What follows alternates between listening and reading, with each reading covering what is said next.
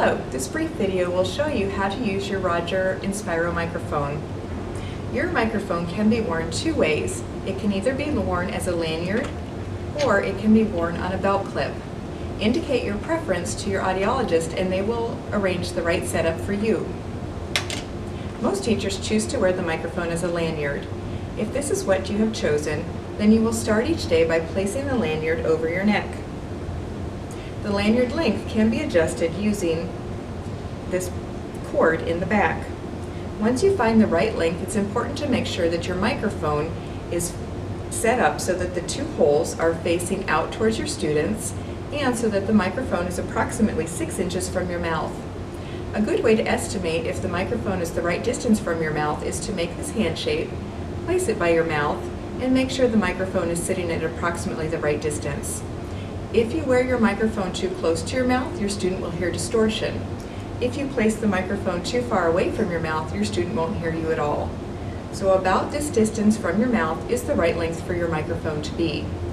If you've chosen the lanyard configuration, once you've placed the microphone once, it should be in the right position every day. The next step to using your microphone is to turn the microphone on. You do this using the slider button at the top. There are other buttons on the front of your microphone. Most teachers find it easiest to simply use the slider button as the only button they will ever need. To turn my microphone on, I simply slide the slider until I see the green at the top. Anytime green is visible to me on top of my microphone, I am transmitting to my student. Initially, an LCD will light up the display. However, this will disappear over time to save power. So again, if I see green, I know I am transmitting. Your microphone will transmit approximately 50 feet, including through walls. So if you are doing something that you do not want your student to hear, it's important to turn your microphone off. For instance, if I need to speak with another student in the classroom about something private, if I need to use the restroom, or if my students are doing quiet, independent work, I should turn my microphone off. Turning the microphone off is easy. You simply use that same slider button and slide it and so that you don't see any green anymore. So there my microphone is on. Now my microphone is muted or off. Your microphone can also be used in lieu of a set of headphones.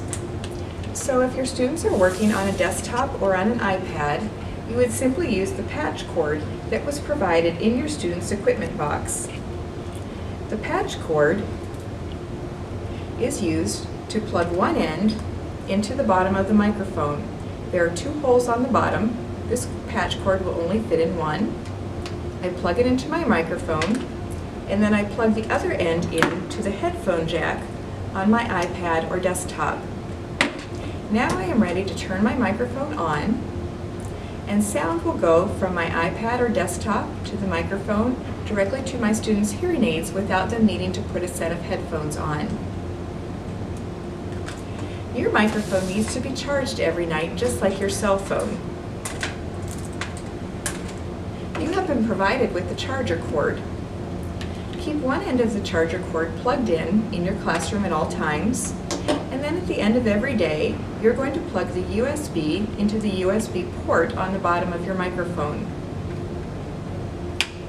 Make sure your microphone is turned off and simply leave your microphone to charge overnight. If you are gone for a period of a few days or a few weeks, that's okay. You cannot overcharge your microphone, just leave it plugged in. If you have any questions or concerns about how to use your microphone, please contact your educational audiologist or your teacher of the deaf, hard of hearing. We are here to help you have your student have a successful year. Thanks so much.